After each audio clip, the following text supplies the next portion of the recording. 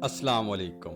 Open secret के दोस्तों खुश आमदीद। दोस्तों, इस दुनिया में वैसे तो बहुत से मज़ाहिब हैं, लेकिन जिस मज़हब की हम आज बात करने जा रहे हैं वो बड़ा ही मुनफरिद और अपनी नौइयत में बड़ा ही दिलचस्प है। आज हम एक ऐसे मज़हब की बात करने जा रहे हैं जो कुछ चीज़ें तो हिंदू मत से लेता है और कुछ चीज़ें इस्लाम से लेता है, और इनको मिक्स करके एक ऐसा मजहब बना देता है कि जिसमें ना सिर्फ मुसलमानों की अच्छी चीज़ें बल्कि हिंदुओं की अच्छी चीज़ें भी मौजूद होती हैं। लेकिन दोस्तों, चूंकि इस्लाम जो है वो एक पूरे का पूरा दीन है और हिंदू समझते हैं कि उनका जो मजहब है हिंदू मत वो भी एक पूरे का पूरा सिस्टम है, तो लिहाजा ना इस्लाम ने इसे कबूल किया ना हिंदू मत ने इसे कबूल किया। अब ये मजहब है क्या था? असल में ये एक तहरीक थी जो हिंदुस्तान के साउथ साइड से शुरू हुई, जिसे भक्ति मूवमेंट कहा जाता था या भक्ति तहरीक। अब ये भक्ति का मतलब क्या था?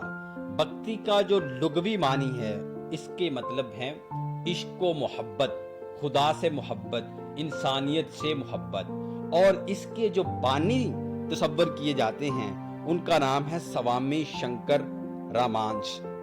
11वीं सदी ईस्वी में इसका आगाज होता है और ये हिंदू मत में जो ब्राह्मण एक उनकी जात है उसको जो बालादस्ती हासिल है ये उसके खिलाफ थे, और ये कहते थे कि ब्राह्मण जो हैं वो हमारे जैसे हैं, तमाम बाकी जो हिंदू मत की जातें हैं उनके जैसे हैं, उनको स्पेशल स्टेटस या डिस्क्रिमिनेट करना ये इनके लिए अच्छा नहीं था।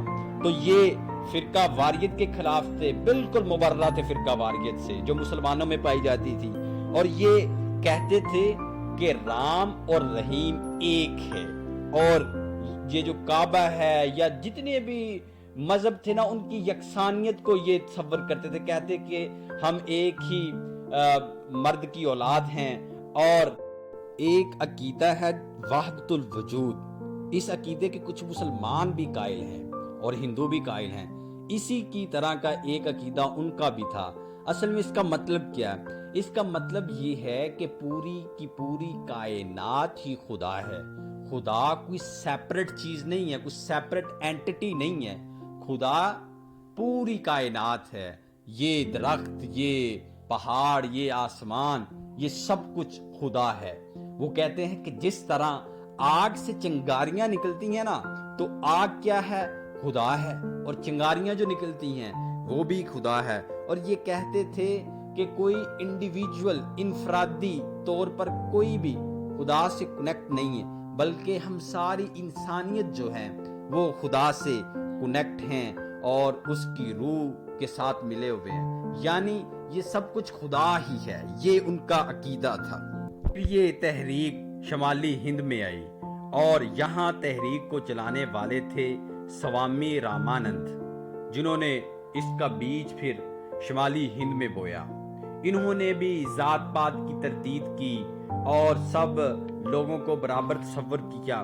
देखने में तो ये तहरीक जो थी, ये मजहब जो था, ये बड़ा ही फैसिनेट करता था लोगों को, जो बात इक्वालिटी की, ब्रदरहुड की करता था।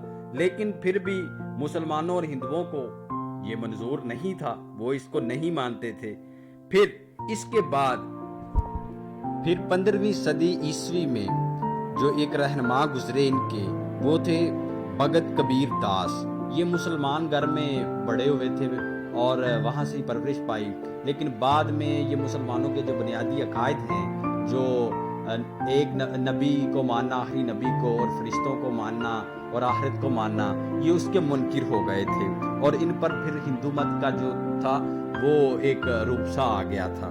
फिर इसके बाद जो बड़े ही काबिल जिक्र बंगाल में आए इनके रहनुमा, वो थे महापर बोचतैनिया, और ये जो थे इन्होंने फिर इस तहरीक को बड़ा ही जोरों शोर के साथ चलाया और प्यार और मोहब्बत का दर्स दिया। और इसकी एक रूहानी जो पेशवा थे जिन्हें आज पूरी दुनिया जानती है, اور یہ پاکستان کے علاقے ضلع ننکانہ میں پیدا ہوئے۔